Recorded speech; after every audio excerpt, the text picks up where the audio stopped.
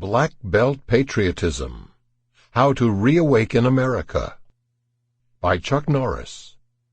Narrated by Sklar.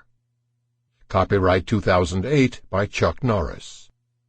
This unabridged audiobook is published by arrangement with Regnery Publishing, Incorporated, and was produced in the year 2008 by Tantor Media, Incorporated, which holds the copyright thereto. Chapter 1. One Nation, Divided, and Without a Clue. I love America, always have, always will. But even the most patriotic among us will confess that America seems to have lost its way.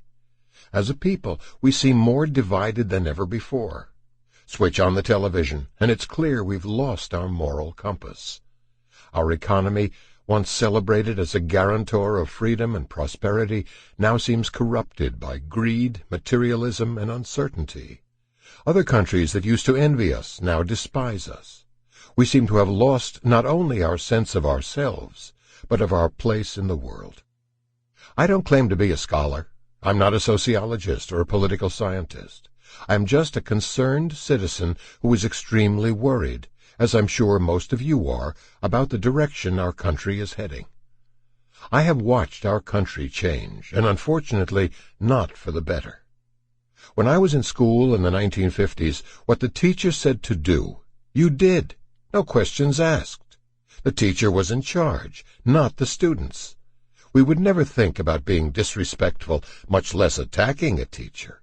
Boy, has that changed now.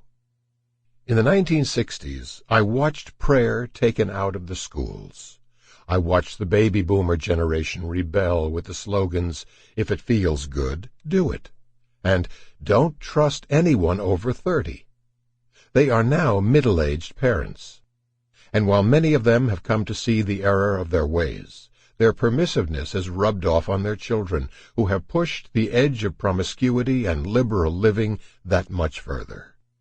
The feel-good concept in the 1960s was drugs and sex, which has morphed into drugs, sex, and violence in an unfortunate downward spiral that is taking our culture in a direction that no sane person should want it to go. It is time for America to wake up and change this course. I don't believe in whining. I'm an optimist, and I believe we can do better. I have outlined below the major problems I think our country faces, and in every chapter of this audiobook, I'll also provide what seem to me to be practical, real-world solutions that we can either do ourselves. Sample complete. Ready to continue?